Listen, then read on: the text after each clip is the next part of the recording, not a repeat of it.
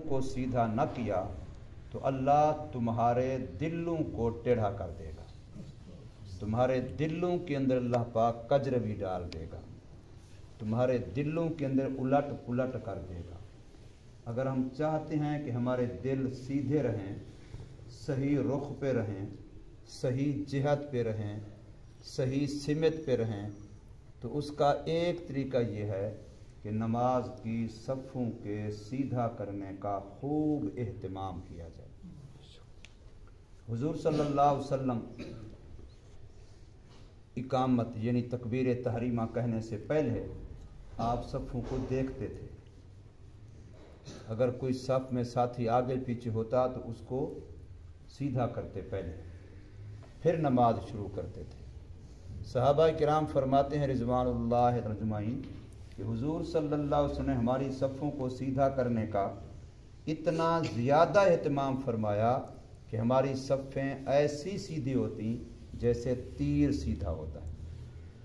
हमारी सफ़ें ऐसी सीधी होती जैसे तीर सीधा होता है। काबतुल्लाह में अल्लाह पाक आपको ले जाए, वहाँ आज भी हर नमाज में अल्लाह अकबर तकबीर तहरीमा कहने से पहले इमाम 2-3 ऐलान करता है, सव्वू सुफूफकुम, अपनी सफ़ें ठीक कर लो, सुद्दुल खलल, दरमियान में खाली जगह पुर कर लो, दो बंदों के दरमियान अगर खाली जगह बची हो तो उसको पुर कर। ये बकायदा हर नमाज पर वहाँ ऐलान होता है, सुद्दुल खलल, सव्वू, सीधे हो जाओ, सव्वू सुफूफकुम, सफ़ों को सीधा कर लो। ये कहने के बाद फिर इमाम अल्लाहु अकबर कहता है। पहले सफ़ों को सीधा किया जाता है।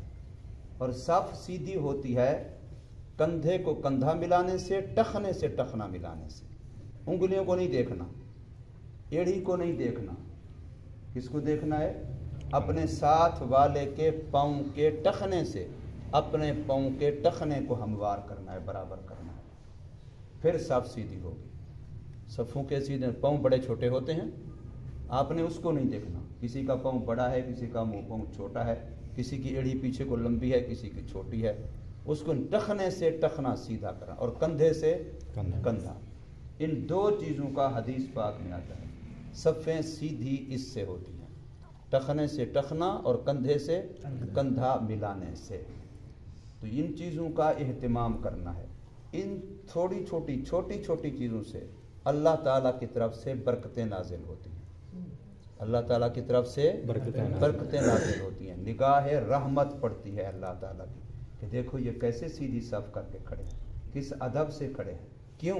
इसलिए कि अल्लाह के सामने खड़े हैं, इसलिए कि उसकी बारगाह में पेशी के लिए खड़े हैं, उस अल्लाह से मांगने के लिए खड़े हैं, सवाली बन के खड़े हैं, मंगते बन के खड़े। नमाज में क्या है? अल्लाह से मांगना ही होता है, अल्लाह को अपनी आजिज़ी दिखानी होती है, अल्लाह ताला को अपनी आजिज़ी दिखानी होती है। इसलिए नमाज के अंदर यूँ सफ़ें सीधी करनी। एक बात और जो हम अमूमन गलती करते हैं, जब इकामत कही जाए, बनाए तकबीर तहरीमा कही जाए अल्लाहु अकबर, तो उस वक़्त एक होता है ये हाथ जो ऊपर जाते हैं और एक आगे सर है। अब बाज़ लोग यूँ खड़े होते हैं, जब अल्लाह अकबर कहते हैं सर को नीचे यूँ कर लेते हैं, ये गलत है। सर वहीं बिल्कुल गर्दन सीधी रहे, निगाह झुकी हो, सर का झुकाना और है और सर सीधा रखते हुए निगाह झुकाना और है। आंखों को ऊपर न उठाए, आंखों को सीधा न देखे, बल्कि नीचे सजदे वाली जगह पे देखे। तो निगाह झुकाना अलग है, सर झुकाना अलग है। निगाह झुकाने का हुक्म है, सर झुकाने का हुक्म नहीं है। ये बात लोग यूँ करते हैं, अब सर नीचे आ गया, हाथ ऊपर चले गए, यूँ, ये ठीक नहीं।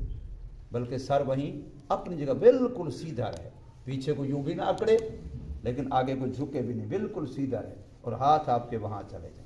अब हाथों का रुख बिल्कुल सीधा हो जाए, हाथों में यूँ भी ना हो, यूँ भी ना हो, यूँ भी ना हो जाए पीछे को, बल्कि हाथ बिल्कुल यूँ सीधे। इसलिए सीधे है ना, बिल्कुल सीधे, ये कानों के नीचे लो के बराबर तक करीब तक आ जाए, यूँ सीधे बस। ये इसे क्या कहते हैं?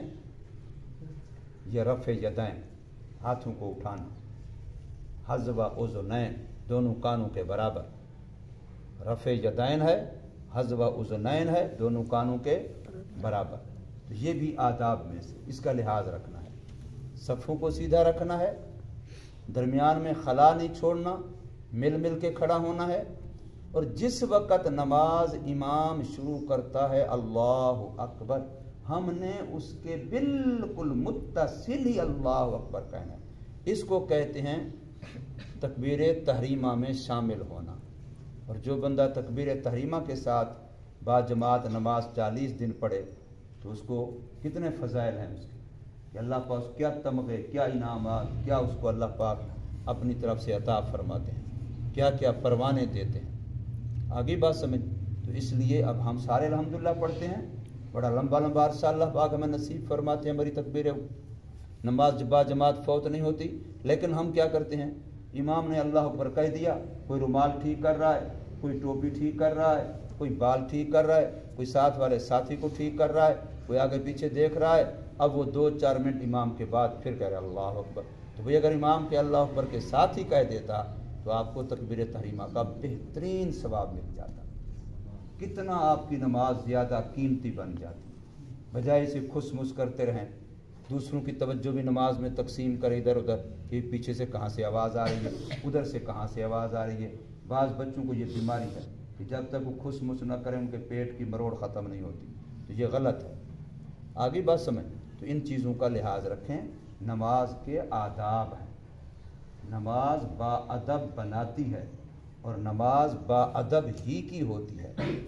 जिसमें अदब नहीं है उसकी क्या नमाज है। नमाज तो नाम ही अदब का है। अल्लाह के सामने खड़े हों, बड़े अदब से खड़े हों, बड़े सलीके से खड़े हों, संजीदगी से खड़े हों। आँख जो आपकी है उसकी निगाह को भी नमाज में कंट्रोल किया गया है कि आप क़ियाम में खड़े हैं तो निगाह कहाँ हो, सजदे की जगह पर। आप रकू में चले जाएं तो निगाह कहाँ हो, पाँव के ऊपर। और अगर आप सजदे में चले जाएं तो अब निगाह कहाँ हो, ज़मीन पर। और अगर आप कादे में बैठे तो फिर निगाह कहाँ हो, गोद में। आपकी निगाह को भी आज़ाद नहीं छोड़ा गया कि आप जिधर चाहें देखते रहें, ऊपर को यूं को यूं सारा आपके लिए नहीं। आपकी उंगलियां हैं, इनको भी नमाज के अंदर आज़ाद नहीं छोड़ा गया। आपने हाथ उठाने हैं तो यूं नहीं करना, यूं नहीं करना, बल्कि यूं दरमियान में छोड़ देना। मामूली सा खला हो जैसे अपने हाल पे कहते हैं छोड़ देना। और सीधी रखनी है, यूं नहीं करनी। उंगलियों को पाबंदी लगाई जा रही है कि उंगलियां भी आज़ाद नहीं हैं। इसी तरीके से अगर आप हाथ बांध के खड़े होंगे तो वहाँ भी उंगली, 3 उंगलियां कलाई के ऊपर हों, इन 2 का हल्का बना हो, ये उंगलियां सीधी नीचे हुई हों। फिर आप रकू में चले गए तो वहाँ आप उंगलियों को यूँ फैला के घुटने को पकड़ लें।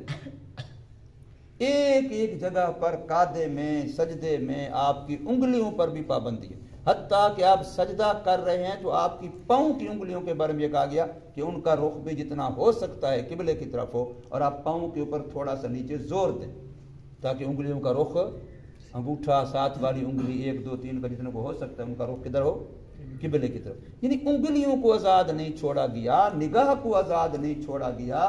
आप अपने नमाज के अंदर जुबान जो हिलाएंगे उस पर भी पाबंदी है कि आपने क़ियाम की हालत में कुरान पढ़ना है, रकू में आपने कुरान नहीं पढ़ना, सजदे में आपने कुरान नहीं पढ़ना, कादे में आपने कुरान नहीं पढ़ना। वरना तो बंदा कहता कुरान से अफजल तो कोई कलाम है नहीं। तो आज हम सारी नमाज में सारा क्या पढ़ लेंगे, कुरान ही पढ़ लेंगे, ज़्यादा सवाब मिलेगा। लेकिन नहीं, जुबान पर भी पाबंदी है। तो ये सारा क्या सिखलाया जा रहा है कि अपनी मर्जी छोड़ो, अल्लाह के हुक्म के ग़ुलाम और पाबंद बन जाओ, नबी सल्लल्लाहु अलैहि वसल्लम की सुन्नत के ग़ुलाम बन जाओ, उसके पाबंद बन जाओ। आगे ये अदब सिखलाए जा रहे हैं, ये अदब है। तो इन्हीं चीज़ों का लिहाज रख के हम नमाज पढ़ेंगे तो इंशाअल्लाह हमारी नमाजें कीमती बनेगी। और जिसकी नमाज बन गई उसका दीन बन गया, जिसकी नमाज ज़ाय होगी उसका दीन ज़ाय हो गया, जिसकी नमाज बन गई उसका दीन बन गया, जिसकी नमाज बच गई उसका दीन बच गया। नमाज महफूज है, दीन महफूज है। नमाज ज़ाय है, दीन ज़ाय है। अल्लाह तबारक व तआला हमें अमल की तौफीक